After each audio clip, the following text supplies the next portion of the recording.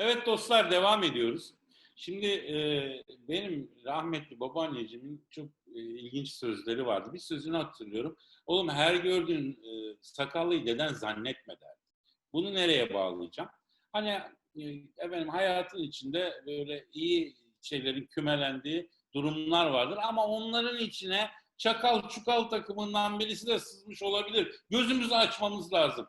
Bakın, açık kaynak kod yazılımları hayatımızı kolaylaştıran, değil mi? Yani mutlaka olması gereken mevzulardan bir tanesi. Ama yani bu hayır hasenat sahibinin işlediği fevkalade güzelmiş gibi gözüken işe de sızan kötüler var. İşte onun için babaannemin sözü devreye giriyor. Her gördüğün sakallıyı dede zannetmeyeceksin. Yani tamam, açık kaynak kod yazılımı olmadan olmuyor ama onun içinde de dikkat etmen gereken unsurlar olabiliyor. Şimdiki konuşmacımız benim yine bir hanımefendi. Michel Dutti. Kendisi Sonotype'dan.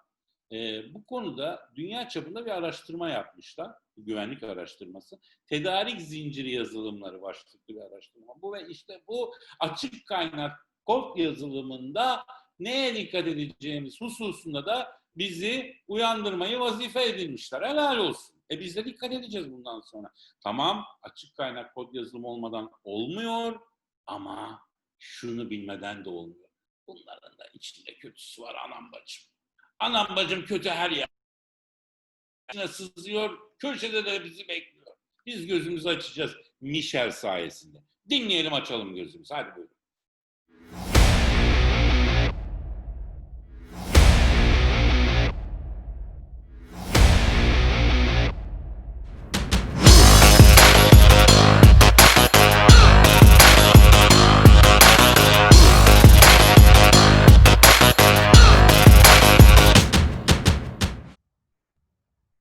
Hey, Michelle, welcome. Thank you very much for accepting my invitation. It is a great pleasure to have you on WeShield. Nice, thank you very much. Thanks for having me. I'm really excited to be here today. Exactly, and you are going to talk about something so important for us, for DevOps, for Devsecops, for application security, because the software, open source software is in our life in terms of development, and the report is State of Software Supply Chain 2020, right? It is telling so many important things, and I believe that it is a very critical standpoint for us to understand, to analyze, to learn from it, and to take action with it, because the open source, the software supply chain is coming with all the great things, but also the good, the bad, and ugly at the very same time, most probably. So we have to leverage that, but we have to be careful. Yes, absolutely. Absolutely. With that, I don't want to waste any of your time, and I want to leave the virtual stage to you, and I will have my questions after then, Michelle. Okay, perfect. All right, thank you. Let me share my screen here quickly. So yes, very excited to be with you all today. As we mentioned, I'm going to review some important research that we just provided earlier this summer called the State of Our Software Supply Chain 2020. This is research that we do every year. So we're always excited to share what we know, and I'm excited to share this with you today. Before I get started into the research though, I just wanted to talk a little bit about, we're here today to talk about DevSecOps. And a lot of people say, what does that mean? And a lot of people have different definitions of what DevSecOps is. So from our perspective at Sonotype, we think that DevSecOps is really bringing together the various teams, developers, security professionals, and IT operations to work together on the same team so that enterprises can continuously innovate, but do it with less risk. And so that they can innovate without slowing down innovation, but be secure at the same time. So that's really important, is bringing these teams together to deliver applications to market faster, but making sure that they're secure at the same time. And how are teams doing that today? Well, what we're seeing in our research is that the way development teams are bringing applications to market so quickly One of the reasons is because they're actually using a lot of open source, as we just mentioned.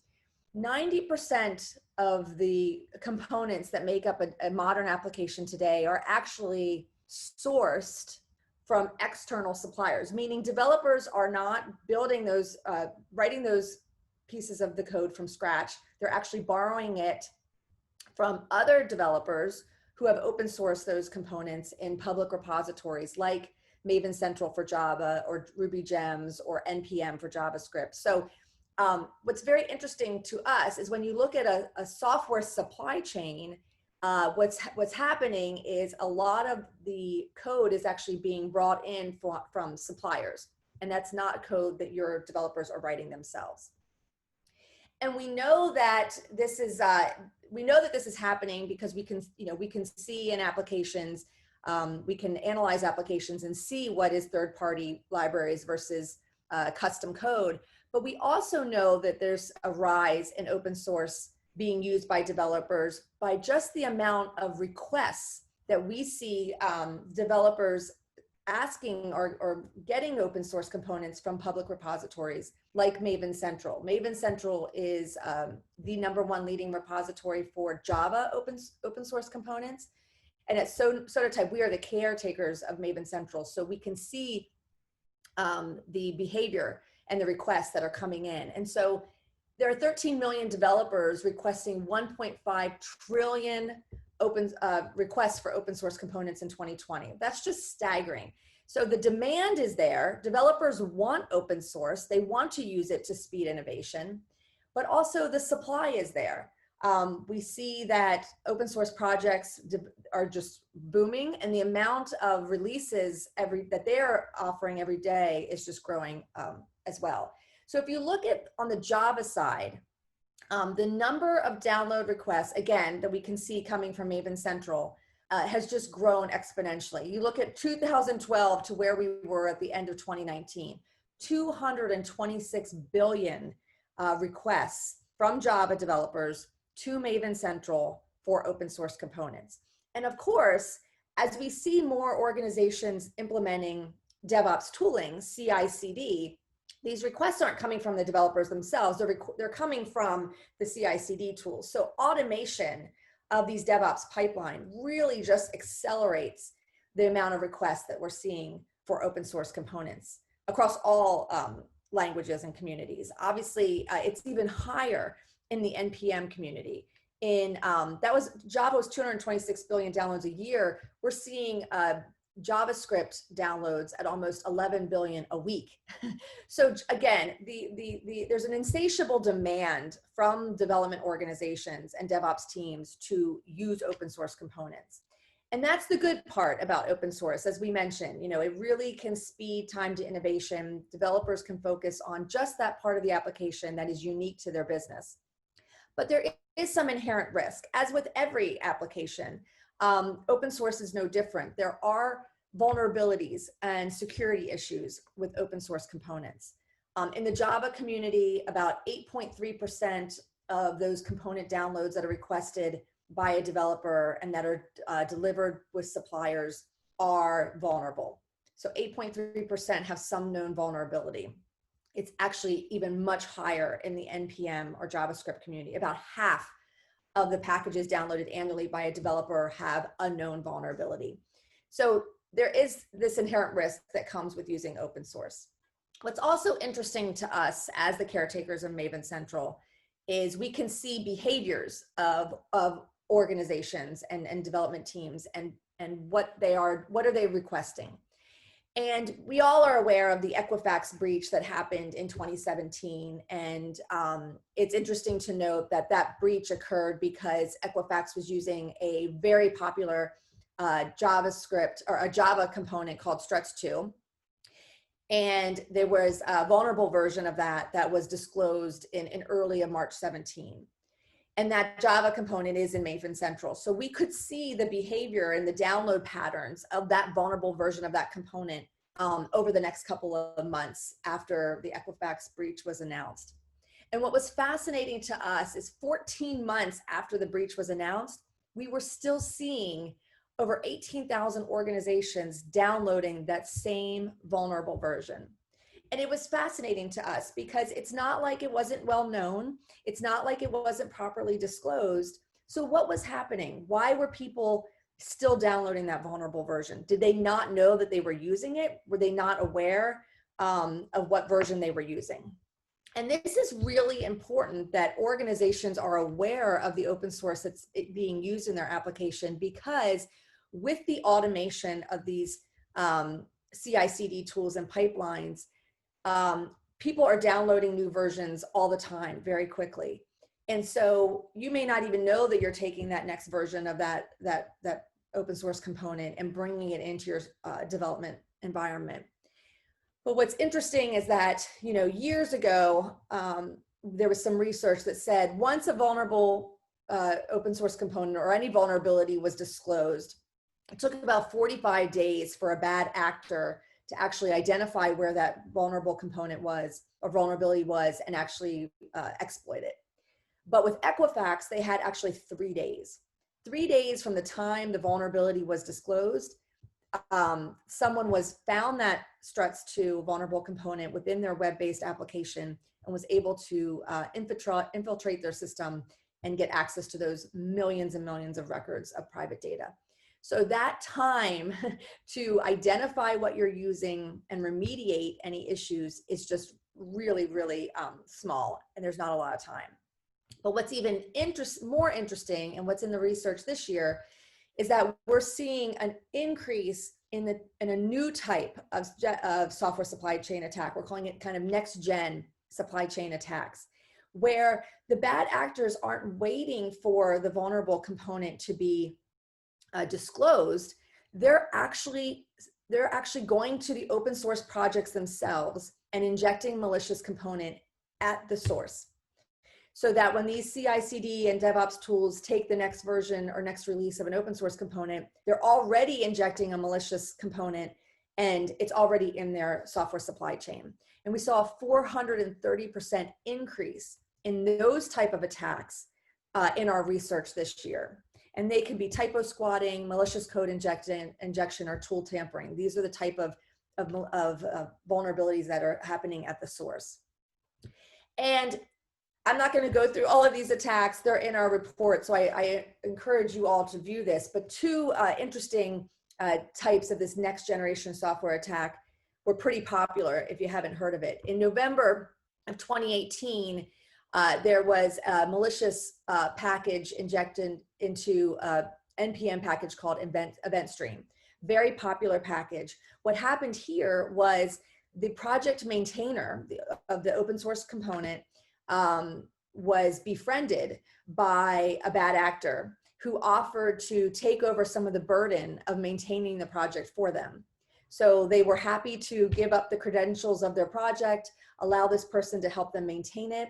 And what happened is this person was targeting a very specific copay application that they knew used this event stream component. And so they created a version of it with malicious code injected, and they published it.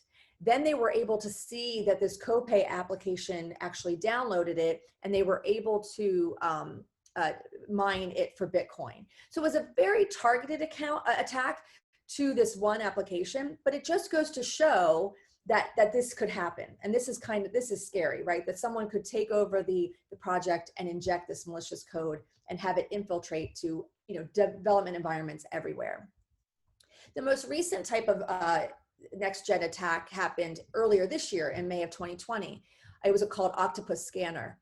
And this was unique because it didn't inject a specific component.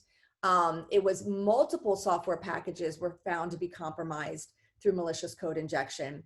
But what was unique about it was once these components were downloaded, it actually created a backdoor into NetBeans projects through the NetBeans IDE.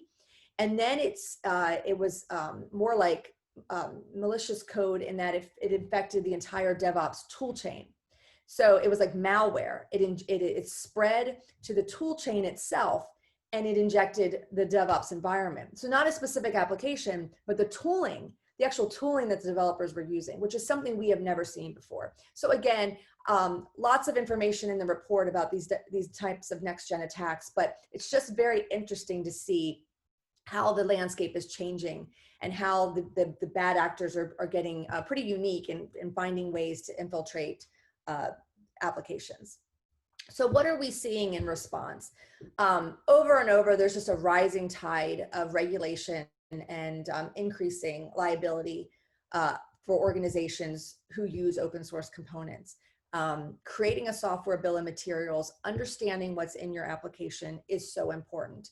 And actually, for technology companies, we're seeing more and more that their customers are asking for a software bill of materials before they take the application. They want to know when they receive an application from a vendor, what's in that application. So it's something that customers are demanding, but it's something that is now being regulated more and more through GDPR and privacy and PCI and NIST standards and across the globe. Governments are now aware of these software supply chain attacks, and they're putting standards in place to protect customers and organizations. So that is just a kind of a high-level overview of the report. There's a lot more in the report, so I encourage everyone to take a read and dive in. Yes, Michelle, that was awesome. You know, I love the report, by the way. I didn't only read it, I studied it because it is really coming with very important information for all of us to understand what can happen, good and bad. One thing, what we are trying to do is we are trying to shift left, right? We are trying to integrate to CI/CD pipeline, because at the moment, the DevOps teams are highly maturing in implementing CI/CD. And they also require continuous security. What I see is you have a seamless integration. The DevOps tools and the Devsecops tools are coming together. And that is the one critical thing to make security usable and more effective for the developers. So where do you see the AppSec industry with that to provide that continuous security to our customers today? Yeah, it's absolutely critical. I talk to customers all the time from both the DevOps and dev perspective and app security. And they both say that security needs to shift left. You know, just like QA years ago used to be a separate function, and now it's kind of embedded within development, security needs to shift left and be a part of the developer's posture. But as you mentioned, it can't be an add-on, right? It can't be a separate tool. It has to be integrated into the tools that they use every day through CI/CD, of course, but even further left by looking at their IDE. Or developers want, if they're using a component that they shouldn't, or that component was good today and is bad tomorrow and they have to remediate it, they want feedback about that in the tools they use. So we're also seeing a lot of requests for feedback in like GitHub and GitLab and Bitbucket, which is their source code management repository. So yes, embedding the security advice, the expert remediation in the tools they use is extremely important for adoption. They don't want a report from security that they have to then look at. They want to see it in the tools. And that's, again, what I was saying about the project hygiene. If you can give them really early information about the components that they're using, then they can select the best ones from the start. So hopefully they don't even have to go back and rework it. But of course, components can go bad over time. So a component today might be good, but it might have a vulnerability a week from now. So giving them expert remediation guidance that tells them exactly which version of the component they should use to remediate the vulnerability or an open source policy violation in their organization is extremely important. They don't want to do the research. They just want to know, what should I use so that I can quickly, move on and continue to innovate quickly. Exactly. The developers, they're great people. I mean, they're like they're racing, right? They're in a big race at the moment, and they have to be fast. For that, they want more freedom. They want to leverage the open source. But there is this saying, your freedom ends where mine starts. It is like, you know, their freedom ends where the hacker's freedom starts, unfortunately. Today. Yes. So prevention in that respect is highly important. So it is great to speak to you, but my last question to you, Michelle, if we remember three things from this report, what would you like us to take away? What would you prioritize? Yeah, I think, you know, the report goes into a lot more detail than obviously I shared today. But I think, again, you know, just we always provide insight into just the amount of open source being from a demand and a supply side, which always continues to fascinate me to see these numbers grow. And I think they only will as more and more organizations go through digital transformation, especially during COVID. We're seeing organizations create applications that they never have before. So as they develop more, as they build these CI/CD DevOps pipelines, the demand for open source is just going to continue to grow, and the supply is high too. So that's good. There's the demand and the supply balance there. The other thing is that, again, I touched on a little bit, but just is this next gen supply chain attacks. I mean, we're just seeing this more and more. And so one thing we're looking at too is using AI and ML technology to look at committer behavior. So does something look odd? Is there something off with that version of that component or the committer to look at that malicious code injection, those typo squatting, all those things that I mentioned of those next gen attacks on the software supply chain. You know, getting early signals that something is wrong is important so that you don't bring that into your environment and become, you know, a point for hackers. And then the last thing in the report that was interesting and I didn't touch on is we did some survey of high performing development organizations. And what we found through the survey is that it is possible in these high performing organizations through the use of technology like SCA, but also through cultural changes and process changes. You know, it's all about people, process, and technology, that they can develop more quickly and deliver applications to more quickly to market and be more secure. That it's possible to do both with the right technology, with the right processes, with the right training and enablement and culture.